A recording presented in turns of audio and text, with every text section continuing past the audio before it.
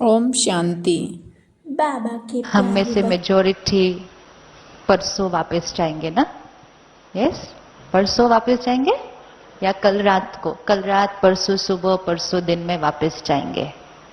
सबसे important part तब शुरू होता है। अभी हमने शाम को क्या देखा? हमारी सफाई ओम होनी शांति बाबा शुरू के हो गई थी, रूहानी बच्चों। लेकिन एक बार ओम सफाई होनी शुरू हो जाए उसके बाद हमें क्या करना है? जैसे कोई घर बहुत समय से बंद हो तो उसमें बहुत जाले वाले मकोड़े सब हो गए, तो आपने बहुत मेहनत किया, अपने क्लिनिक को छोड़ा, सब कुछ किया, घर को छोड़ा, आप 3 दिन यहाँ आए, तो आपने मेहनत वाला काम ऑलरेडी कर दिया है और 3 दिन में आपने वो सारे जो कड़े कड़े चीजें थी उसको हटा दिया है। लेकिन पूरे घर को साफ करने के बाद अब रोज की तरफ क्या करना होता है? अब रोज सिर्फ क्या करना है? रोज बेसिक सफाई और एक डस्टिंग ऊपर से ऐसे करने हैं। तो उसके लिए हम जाने के बाद जो हमारे नजदीक का राजयोगा मेडिटेशन सेंटर होगा और जहां जहां आप रहते हैं विद इन 5 किलोमीटर्स एक राजयोगा मेडिटेशन सेंटर डेफिनेट होगा, चाहे आप कहीं से भी आए हैं। मारुति की एड होती है ना, बहुत इंटरेस्टिंग होती है। वो क्या कहती है? आप जहां जहां जाएंगे आपको क्या मिलेगा? एक मारुति सर्विस स्टेशन जरूर मिलेगा। लेकिन आपको इंडिया में जितने मारुति सर्विस स्टेशन मिलेंगे उससे ज्यादा आपको ब्रह्मा कुमारी राजयोगा मेडिटेशन सेंटर मिलेंगे, पक्की बात है। हर जगह है, हर जगह है, हर गांव गांव में है। क्यों खुलवा रहा है परमात्मा इतने सेंटर? ताकि मेरे बच्चे जहां भी हो नजदीक और सहज उनके लिए सब कुछ प्राप्त हो। तो यहां से जाने के बाद तुरंत नेक्स्ट डे, कब पहुंचने वाले हैं? ट्यूसडे को ना, ट्यूसडे को जाएंगे। वेडनेसडे से ही एक भी दिन वेस्ट नहीं करना, क्योंकि फिर मैल फिर जमने लग जाएंगे। तो अगले दिन से ही अपने सेंटर को कांटेक्ट करें और सेंटर पे आधे घंटे की मुरली क्लास, सिर्फ 7 to 7:30, 7:40 बस, या शाम को या दिन में जो टाइम मिले वो आधा घंटा सिर्फ रोज निकालना है अपनी वो सफाई करने के लिए। फिर चीजें जमेंगी, फिर साफ करेगी मुरली उसको। और मुरली क्या है? परमात्मा का हमारे से डायरेक्ट बात करना, हमें डायरेक्ट वो ज्ञान और पालना ओम देना। शांति अगर हर बाबा के रोज प्यारे आधा बच्चों। घंटा वो डायरेक्ट ज्ञान और पालना मिले तो सारा दिन कैसा बीतेगा? सारा दिन कैसे बीतेगा? फिर जो हम करना चाहते हैं उसमें मेहनत नहीं होगी, वो नेचुरल होने लगेगा, क्योंकि सुबह सुबह पावरफुल डोज भर गई है। जैसे सुबह मोबाइल को चार्ज करते हैं फिर सारा दिन यूज करते हैं, लेकिन फिर अगले दिन सुबह फिर चार्ज करते हैं। मेडिटेशन सेंटर वो चार्जिंग है। रोज सुबह आधा घंटा चार्ज और 23.5 घंटे फिर उस आत्मा की पावर को सबके साथ यूज करना। इतना छोटा सा काम करना है सिर्फ जाने के बाद, और कुछ नहीं। निकाल सकते हैं आप आधा घंटा? कौन कौन आधा घंटा निकाल सकता है? आप सब आधा घंटा निकालेंगे जाने के बाद? ये तो नहीं कहेंगे ना डॉक्टर बहुत बिजी होते हैं? हाँ, ऐसे तो नहीं कहेंगे ना अपने को कि डॉक्टर बहुत बिजी होते हैं? ये सिर्फ एक बिलीफ सिस्टम है। बिजी होते हैं, लेकिन वो रोज सुबह की मुरली हमें क्या करेगी? सारा दिन बिजी होते हुए इजी कैसे रहना है। अभी सिर्फ बिजी है, और मुरली हमें क्या करेगी? बिजी होते हुए इजी कैसे रहना है। और सिर्फ खुद इजी नहीं रहना है, जो जो हमारे सामने आएगा उसको भी क्या करना है? उसको भी इजी कर देना है। सब कहेंगे इनके पास जाके तो वैसे ही ठीक हो जाते हैं। तो वो अपने आप को इजी करने के लिए आधा घंटे का रोज समय निकालेंगे। आपको पता ही नहीं चलेगा कि ये ज्ञान आपके ऊपर क्या मैजिक करना शुरू कर देता है। सिर्फ यहां से जाने से पहले ये बात अपने आप के साथ पक्का करें, और उसको भी एक्सपेरिमेंट 2 या 3 महीने का टाइम अपने आप को दें बस, कि 3 महीना हम रोज आधा घंटा निकालकर मुरली सुनेंगे। अगर बेनिफिट हुआ तो कंटिन्यू करेंगे, नहीं बेनिफिट हुआ, कुछ नुकसान तो नहीं होगा, नुकसान तो नहीं होगा। तो 3 महीने के लिए अपने आप को आधे घंटे का टाइम दें। उसके बाद फिर टाइम निकालना नहीं पड़ेगा। जैसे शुरू शुरू में वॉक करनी हो ना तो टाइम निकालना पड़ता है, लेकिन उसके बाद क्या कहेंगे, वो आज वॉक नहीं गए, अच्छा नहीं लग रहा है ना। तो वो इनिशियल पुश अपने आप को देनी है। अशोक भाई डॉक्टर हैं, इतना बड़ा हॉस्पिटल संभालते हैं, इतनी सर्जरी सारा दिन करते हैं, आपको लगता है बहुत टाइम होगा इनके पास? यस। और इतने दिन से आप जितने भी डॉक्टर्स को मिल रहे हैं वो सब अपने अपने क्षेत्र में, अपने अपने क्षेत्र में प्रोफेशनली बहुत सक्सेसफुल हैं। यहां आपको लग रहा है कि व्हाइट पहना है, बैज पहना है, पता नहीं क्या है, फ्री होंगे इसलिए आ जाते हैं हर थोड़े दिन के बाद यहाँ पे, पता नहीं इनका वहां कुछ चलता है नहीं चलता, नहीं, क्योंकि ये भी एक बहुत बड़ा बिलीफ सिस्टम है कि कुछ नहीं है करने के लिए तो यहां आ गए ये लोग। ये सारे एक एक प्रोफेशनली सिर्फ सक्सेसफुल नहीं है, वेरी वेरी सक्सेसफुल है, लेकिन उनको प्रायोरिटी है कि हमें जो मिला है वो हमें सबके साथ शेयर करना है। मैं खुद देखती हूँ, आपको जितने डॉक्टर्स मिले हैं उसमें से कई दिल्ली से आए हैं, कैसे कैसे वो अपने प्रैक्टिस को पूरा शिफ्ट करके, सारी रूटीन को चेंज करके, लेकिन आपके साथ यहां होने के लिए जरूर आते हैं। और क्योंकि आप यहां से जाने के बाद मुरली रोज सुनेंगे, तो ऐसे ही अगले साल आप आएंगे और आप अपने अनुभव सभी नए डॉक्टर्स के साथ शेयर करेंगे। आएंगे नहीं आएंगे? तो यही तो करना है, सिर्फ वापस जाने के बाद करेंगे। कौन कौन आधा घंटा निकालेगा? पक्का है? अपने आप से पक्का करें, जीवन बदल जाएगा। शिवानी बहन, अभी ये जमाना है मास मीडिया का, आप टेलीविजन से सबके घरों में पहुंच जाती हैं, लेकिन परमात्मा का कार्य तो 1936 से चल रहा है, ये 75वां वर्ष है आपका। ब्रह्मा कुमारियां खाली 9 से 10 लाख है सारे विश्व के अंदर, आपके 8,500 सेंटर है। तो हम देखते हैं यहाँ एक एक गुरु आते हैं, चाहे आते हैं जाते हैं, 10, 15, 25 साल होते हैं, लेकिन उनके लाखों अनुयायी होते हैं, कई को करोड़ों होते हैं, जैसे सत्य साईं बाबा थे और कई और भी थे। तो ये परमात्मा का कार्य इतना स्लो क्यों चल रहा है? अशोक भाई बहुत डिफिकल्ट क्वेश्चन पूछते हैं कई बार। एक है फॉलोअर बनना इजी है डिफिकल्ट है? इजी है डिफिकल्ट है? यस। एक ऐसे ही एक संस्था है जहां वेजिटेरियनिज्म पर बहुत वर्क होता है। जो उनके गुरु हैं उनका मेन जो एम्फेसिस है वो अहिंसा है, वेजिटेरियनिज्म है, और उनके भी एक एक प्रवचन में बहुत बड़ी गैदरिंग आती है, एंड उसमें सिंधी कम्युनिटी बहुत ज्यादा है। तो लेकिन उनमें से मेजॉरिटी अभी तक वेजिटेरियन नहीं है। वो आते हैं, सुनते हैं, उनको वो दादा बहुत अच्छे लगते हैं, वो उनके पैर छूते हैं, आशीर्वाद लेते हैं, लेकिन घर जाके भोजन वो वही खाते हैं। और फिर अगर उनसे पूछो कि आपके जो गुरु हैं उनकी इतनी छोटी सी चीज है, सिर्फ इतना छोटा सा मैसेज है कि वेजिटेरियनिज्म, आप उतना भी नहीं करते हैं, तो कहेंगे हम ह्यूमन बींग्स है ना। सुनने में तो बात अच्छी लगती है, लेकिन करने में डिफिकल्ट है। तो फॉलोअर होना मतलब क्या करना? जो वो कह रहे हैं उसकी बात को फॉलो करना। आज हम कहते हैं कि हम फॉलोअर हैं, लेकिन क्या हम उस बात को अपने जीवन में फॉलो करते हैं? हम सिर्फ आते हैं, सुनते हैं, अच्छा अच्छा कहते हैं, उठते हैं, ड्रेस को पीछे से झाड़ते हैं, और साथ में क्या झाड़ देते हैं? जो उस सत्संग में सुना वो सारा कुछ झाड़ के उसी दुनिया में वापस उसी तरह से जीने चले जाते हैं। तो इसी तरह अगर जीना है तो लाखों क्या करोड़ों की संख्या हो सकती है। क्या बड़ी बात है? आओ सत्संग सुनो, चले जाओ, इसमें तो कोई बड़ी बात नहीं है।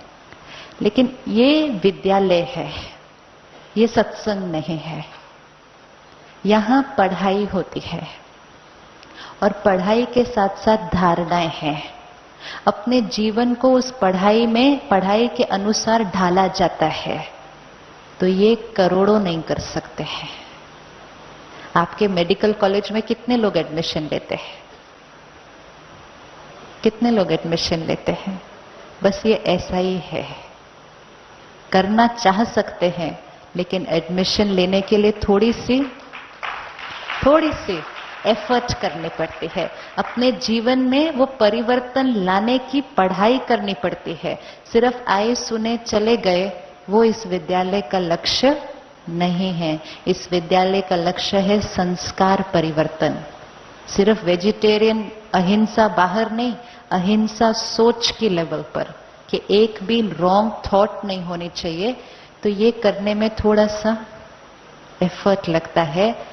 तो जो एफर्ट वो कर पाते हैं, वो ही आज इस परिवार का हिस्सा है। बाकी तो बहुत संख्या में आते हैं मेहमान, सुनते हैं और वापस चले जाते हैं। तो वो परिवार के सहयोगी हैं, मित्र संबंधी हैं। लेकिन बच्चा वही बनेगा जो कनेक्शन जोड़ फिर अपने ऊपर मेहनत करना शुरू करता है। ये जरूरी नहीं होता कि जहां क्वांटिटी ज्यादा होती है वही जगह राइट है। डायमंड खरीदने के लिए कितने लोग जाते हैं? डायमंड की शॉप में कभी देखा है कितने लोग होते हैं अंदर?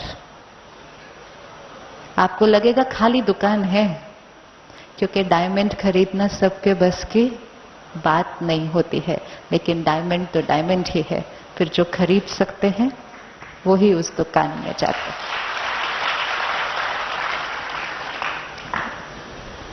शिवानी बहन, आप तो बहुत आर्टिकुलेट हैं, आप हर प्रश्न का उत्तर दे सकती है।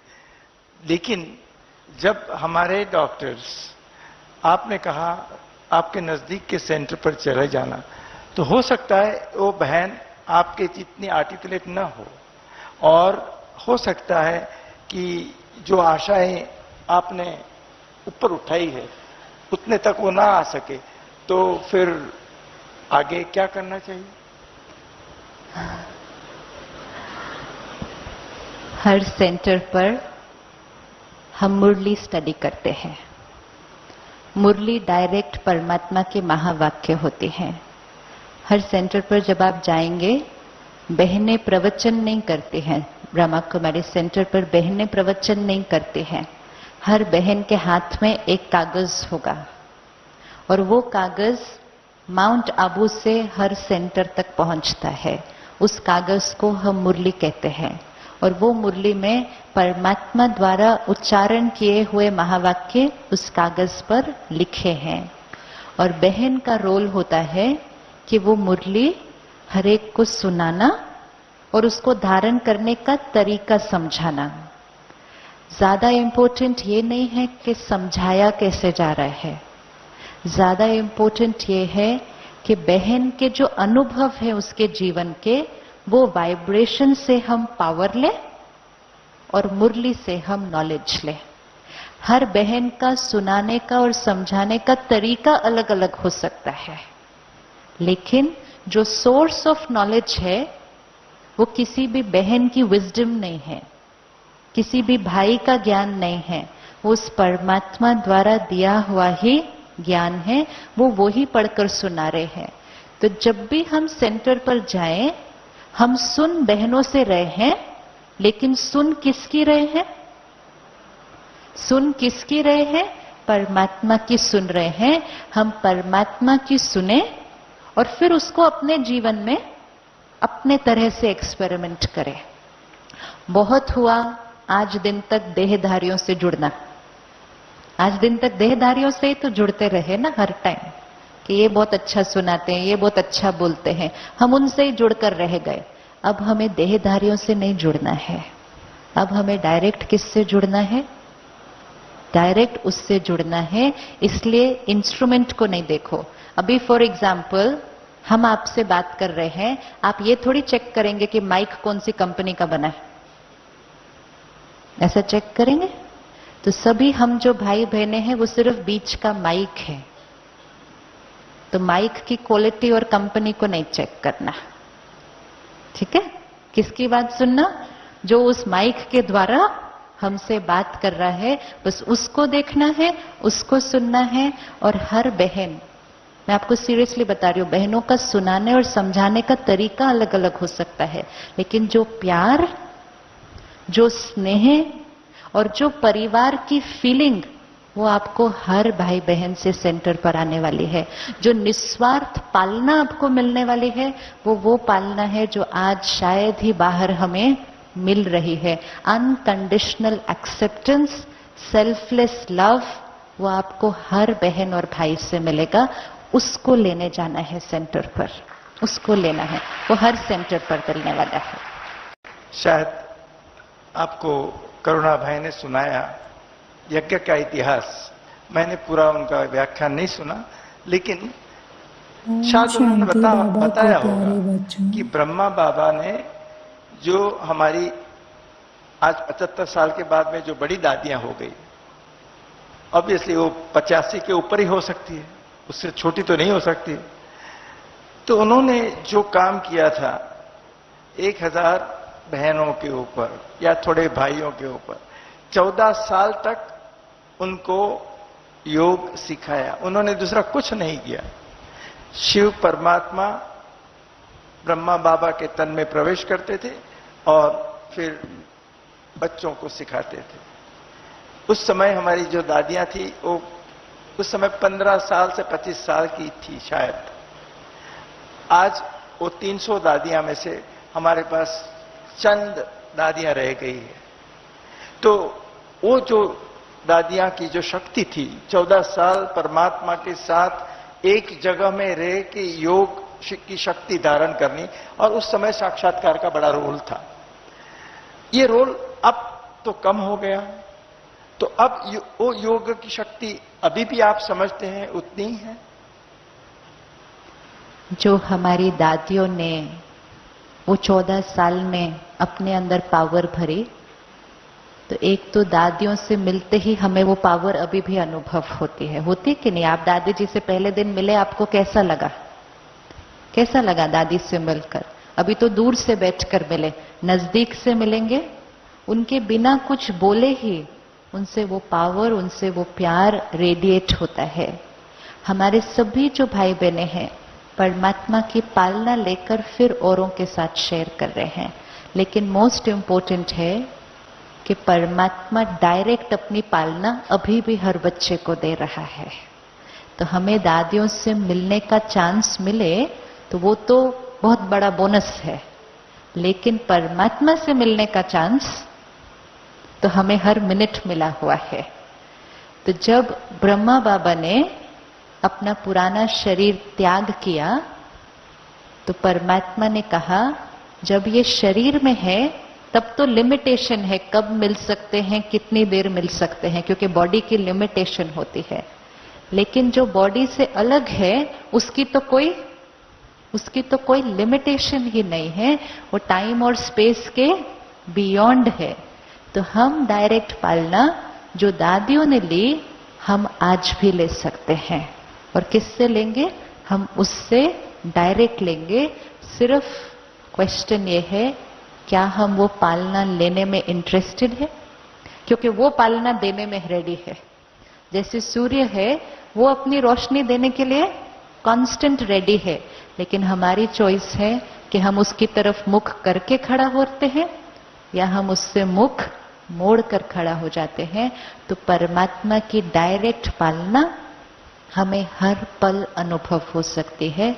और दादियां जो हमारी हैं वो एक्चुअली हमारे लिए प्रूफ है। अगर किसी को प्रूफ चाहिए कि यहां भगवान पढ़ाते हैं, तो दादियों का जीवन वो लिविंग प्रूफ है, क्योंकि वो उस ज्ञान का प्रूफ बन चुके हैं। आज इतने बड़ा विद्यालय 8500 सेंटर्स किसी ऑर्गेनाइजेशन के नहीं है। 20,000 समर्पित बहनें, 35,000। अच्छा 35,000 से बिग नंबर। आज अगर एक घर में 1 या 2 बेटी भी हो ना, तो पेरेंट्स की कैसी टेंशन होती है बेटी को प्रोटेक्ट करना। 35,000 बहनें उनकी जिम्मेवारियां इन दादियों पर है जो 85 और 90 इयर्स के हैं। 10 लाख परिवार। अब आप सोचो 85 के ईयर में 95 की एज में 8,500 आपके मकान हैं, 35,000 आपकी बेटियां हैं। कितना इजी होगा जीवन, कितना इजी होगा। हाँ, और ऐसे नहीं है कि बातें नहीं आती हैं। जहां इतने लोग रहेंगे इकट्ठे तो संस्कार, स्वभाव, कुछ ना कुछ छोटी मोटी बातें सारा दिन हैं, बंद नहीं होती हैं, सारा दिन चलती हैं। लेकिन हम दादियों को देखते हैं कि उनके सामने बात आती है, लेकिन उनके चेहरे पे तो क्या, चित्त में भी थोड़ा सा भी फ्लक्चुएशन नहीं होता है, और फिर वो अपनी स्थिति से ही बात को सॉल्व कर देते हैं। क्योंकि जो भी प्रॉब्लम लेकर आता है उसको सोल्यूशन तो पहले ही पता होता है, लेकिन सोल्यूशन को इंप्लीमेंट करने की ताकत नहीं होती है। तो दादियों से मिलते ही उनकी स्थिति हमारी स्थिति को ठीक कर देती है, और फिर हम जाके परिस्थिति को ठीक कर देते हैं। तो वो दादियां परमात्मा के ज्ञान का प्रैक्टिकल प्रूफ हैं अभी, लेकिन फिर उनको देखकर इंस्पिरेशन मिलती है। अगर ये कर सकते हैं, अगर ये कर सकते हैं तो हम भी कर सकते हैं। किसी भी और संस्था में जो बड़े होते हैं, जो महात्मा हैं, गुरु हैं, आप देखेंगे वो बचपन से ही आध्यात्मिक या धार्मिक प्रवृत्ति के होते हैं।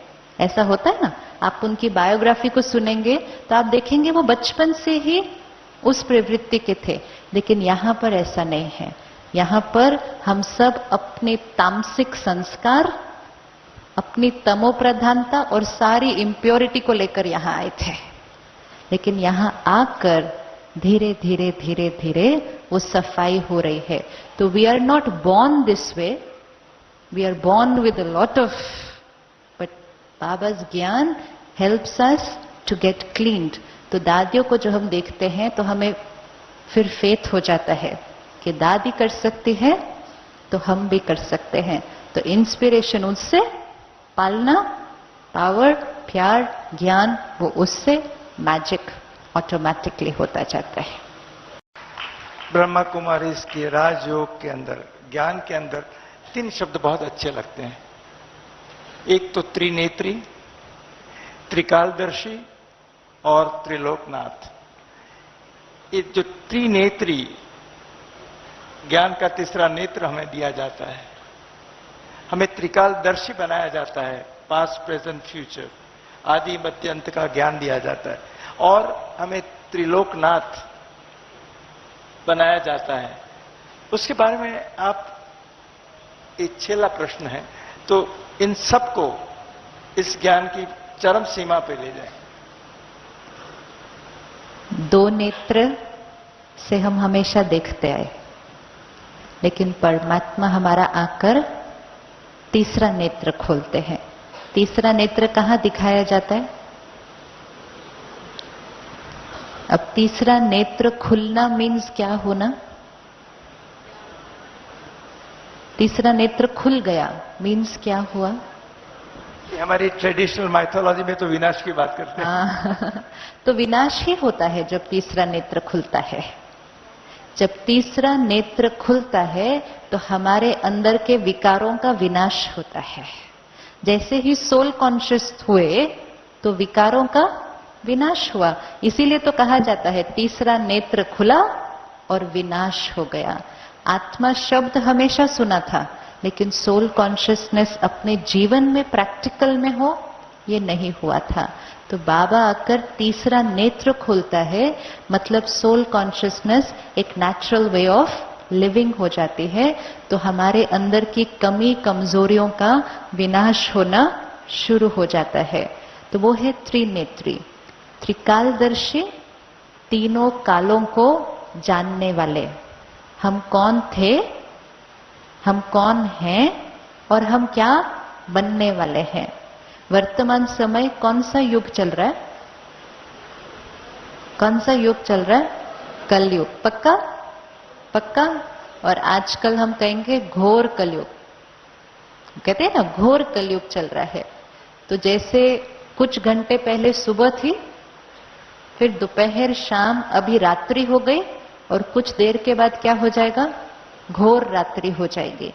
लेकिन फिर उस घोर रात्रि के कुछ देर बाद क्या हो जाएगा? सुबह हो जाएगी। इसी तरह सृष्टि पर भी सुबह थी, दोपहर थी, शाम थी, अभी रात्रि हो गई है। और अभी रात्रि भी नहीं, अभी क्या हो गई है? घोर रात्रि हो गई है। हर चीज अपनी अति को पहुंच गई है, अपवित्रता अति को पहुंच गई है। लेकिन फिर घोर रात्रि के बाद क्या होगा? आजकल ब्रेकिंग न्यूज कौन सी है? इस सृष्टि का क्या होने वाला है? हाँ, आप मानते हैं? उन्होंने तो डेट भी बता दी, साल भी बता दिया, और फिर साथ में पूछा क्या आप तैयार हैं? तो फिर लोग पूछते हैं विनाश ही होने वाला है तो तैयारी क्या करनी है उसके अंदर? फिर उल्टा जो कर रहे वो भी रहने दो, इतनी मेहनत किस लिए करनी है अगर सब कुछ खत्म होने वाला है तो बाबा ने आकर बताया विनाश नहीं होने वाला है, दुनिया खत्म नहीं होने वाली है। हाँ, कलयुग का विनाश होने वाला है, सृष्टि का विनाश नहीं होने वाला है। लेकिन कलयुग का विनाश होने वाला है मतलब क्या स्थापन होने वाला है? मतलब सतयुग स्थापन होने वाला है। तो ये कैसी न्यूज है? ये तो गुड न्यूज है। और क्योंकि सतयुग स्थापन होने वाला है, फिर नेक्स्ट क्वेश्चन ये आता है क्या हम तैयार हैं? कलयुग का विनाश करने के लिए कोई तैयारी नहीं करनी है, वो अपने आप हो रहा है। लेकिन सतयुग स्थापन होने वाला है, इसके लिए हम तैयार हैं। तो उसकी तैयारी है अपने अंदर की प्योरिटी। तो परमात्मा ने आकर बताया सतयुग था जब आत्मा सबसे पहले सृष्टि पर आई तो कैसी थी? 100% चार्ज्ड। फिर धीरे धीरे धीरे धीरे अभी आत्मा कैसी हो गई? थोड़ी सी डिस्चार्ज, अभी कंप्लीट डिस्चार्ज। और अब कहां जाना है? फिर से फुल्ली चार्ज्ड। जो सतयुग में आत्माएं फुल्ली चार्ज थी उसको हम देवी देवताएं कहते हैं, डिवाइन सोल्स।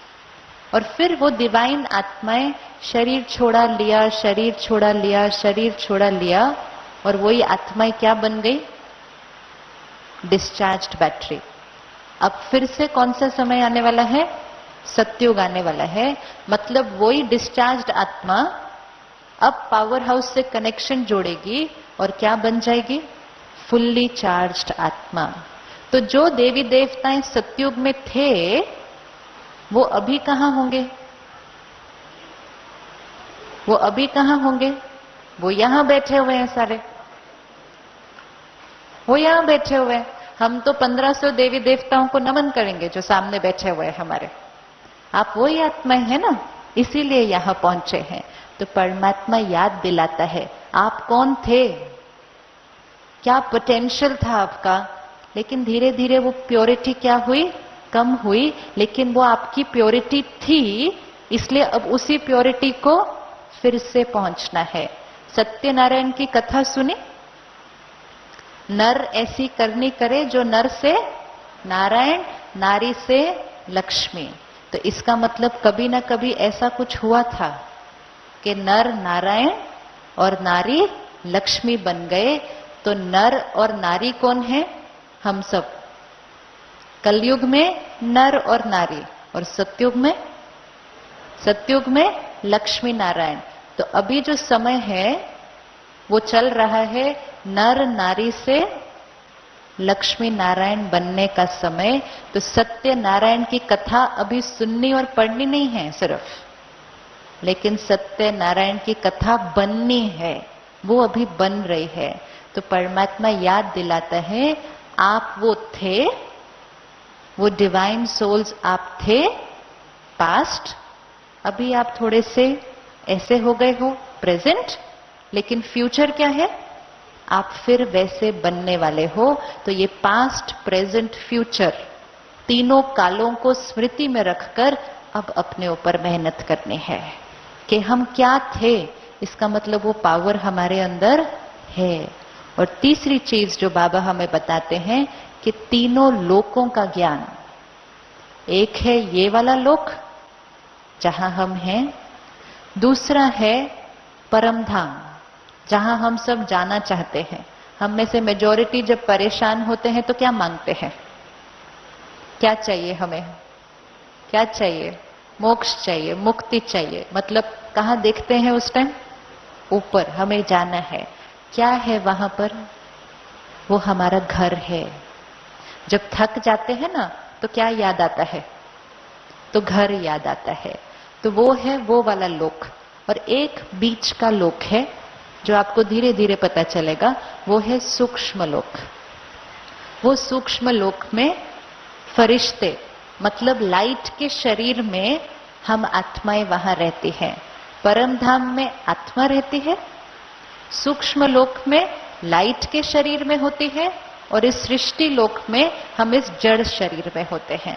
तो तीनों लोकों का ज्ञान, तीनों कालों का ज्ञान और त्रिनेत्री परमात्मा हमें बनाता है। तो जीवन में सारी पहेलियां जब सॉल्व हो जाती हैं तो फिर कंफ्यूजन खत्म हो जाती है। अब सिर्फ उसको इम्प्लीमेंट करना है, नॉलेज सारी मिल जाती है। बाहर वर्षा हो रही है, अंदर ज्ञान वर्षा हो रही है।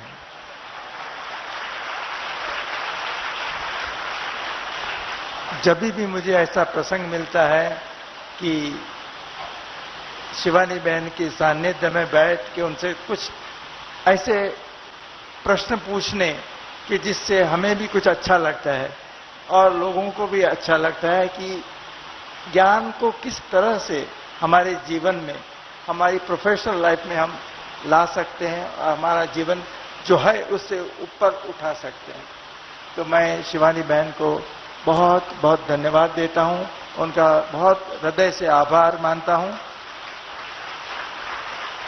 एक मिनट, और इस विद्यालय की विशेषता देखो, मेरे से एज में भी कितने बड़े मेरे से एज में हैं, बड़े नहीं, ज्ञान में भी मेरे से पहले से, उसमें भी बड़े, प्रोफेशनली भी मेरे से इतने बड़े, हर एस्पेक्ट में बड़े।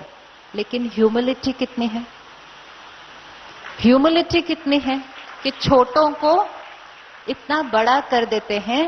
और यहां पर यही हर आत्मा की विशेषता है कि बड़े आगे नहीं आना चाहते, छोटों को आगे करते हैं, लेकिन फिर उससे बड़े बड़े अपने आप हो जाते हैं। तो ईगो, हम अपने को बड़ा आगे करते हैं, लेकिन ह्यूमिलिटी क्या करती है? हम औरों को आगे करते हैं, लेकिन फिर उससे हमारे बड़े अपने आप बड़े हो जाते हैं। ये सोल कॉन्शियसनेस है, ये सोल कॉन्शियसनेस है इस टाइम। ये practical embodiment of soul consciousness होता है जब ह्यूमिलिटी नेचुरल फ्लो करती है और शब्दों में नहीं, जो फील करते हैं वो ही बोलते हैं। This is soul consciousness. ये ज्ञान का प्रैक्टिकल प्रूफ है।